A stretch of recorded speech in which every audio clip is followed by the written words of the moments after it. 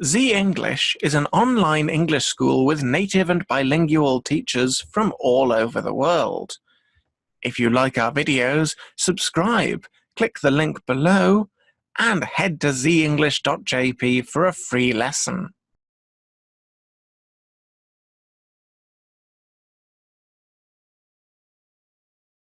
Hello everyone, and welcome to this pronunciation workshop. Today, we're going to talk about two letters, F and H. So, let's get started. F and H are very common sounds in English, and although they may seem difficult, we can use a few handy tips and tricks to make them easier to say. So, today, we'll take a look at how to make the right shape and sounds with our mouths to get F and H perfect every time. We'll also look at F and H at the beginning, middle, and end of words. Let's get started. Let's take a look at our pronunciation overview. Start with the basics. The secret to getting F and H sounds correct is mouth shape and breath. Let's start with the letter F.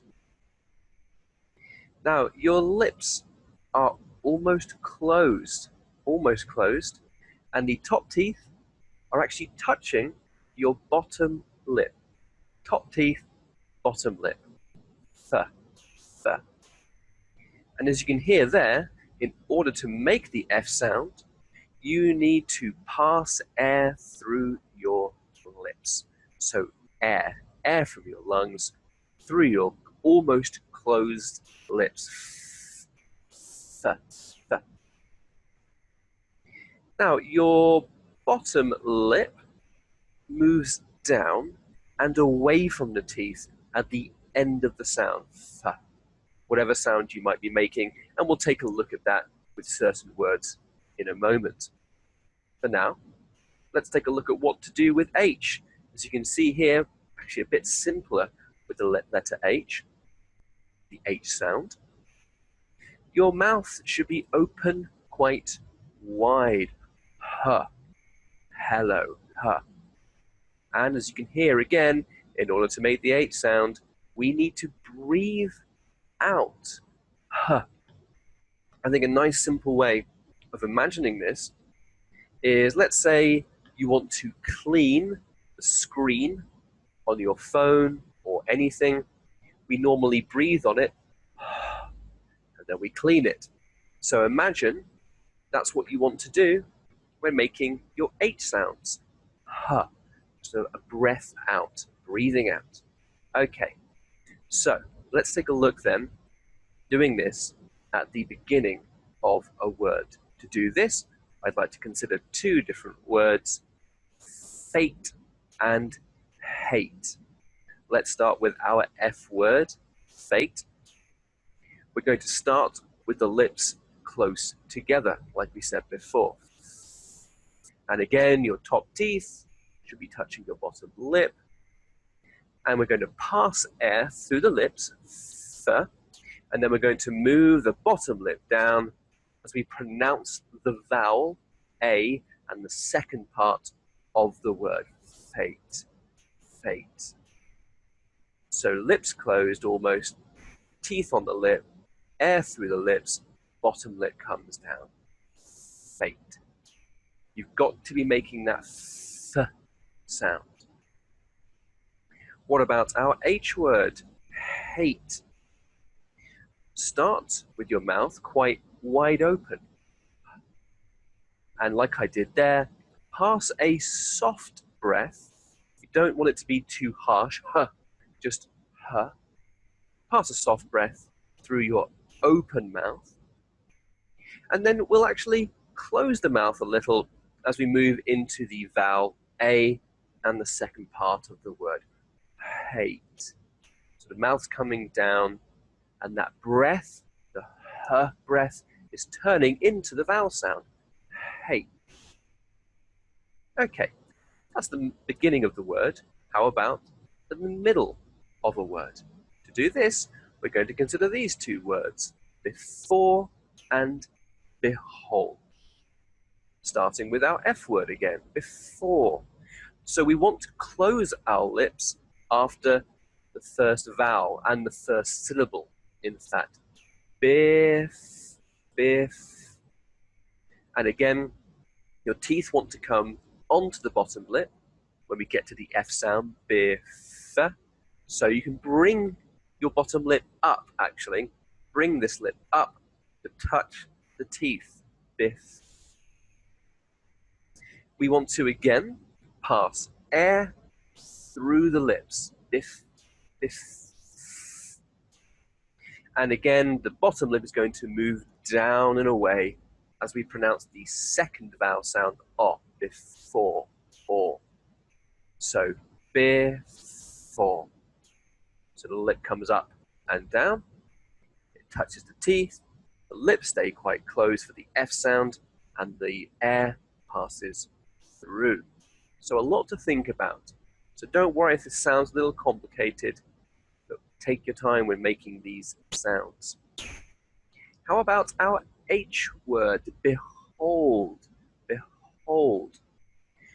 Open your mouth wide after the first syllable and the first vowel sound. Be-ho, be-ho. And again, like I'm doing there, we're going to breathe out through the open mouth once it opens up. Be-ho.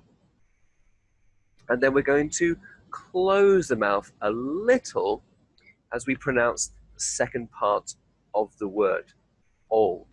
Behold. So mouth comes open and mouth closes a little at the end. Something very much worth considering as well. Try to keep the sound smooth after the H. Behold. It's one smooth sound. Hold. Make sure we're not stopping. Behold. Behold. Nice and smooth. Allow that breath to move into the old sound. It turns into that sound. Behold. Quite smooth, quite soft actually. So, of course, we're going to finish up here with a look at what to do with these sounds at the end of words. To do this, let's consider these two words, wife and way. Wife and way. Starting with wife, our F word. We're going to close the lips at the end of the word this time. Wife, wife, wife. We're going to touch the top teeth to your bottom lip again, or maybe it's worth saying the other way around. We should touch our bottom lip to our top teeth. We're going to bring that up again. Wife. Pass air through the lips like we know how to do by now. And again, like we discussed before, we're going to move the bottom lip away from your teeth at the end of the word, wife. But that's not really a big thing to worry about, especially because this last point is very important. Be sure not to add an extra syllable afterwards. We don't want to say wife or waifu, anything like that. Just finish with that air passing through your lips. Wife, wife. So let's not add any extra syllable after the end of the F sound, the end of the word. It's a one syllable word in this case, wife, wife. Let's finish up then with our H word. In this case, it's a silent GH sound, way. So with a soft GH sound, or after a vowel, you do not need to pronounce H. Of course, it's worth mentioning for words like enough and cough, we make the F sound. So you've already learned how to do that with words like enough and cough. Just make the F sound like we've just learned to do. So in the case of the soft GH or after a vowel, we're going to simply make the appropriate vowel sound.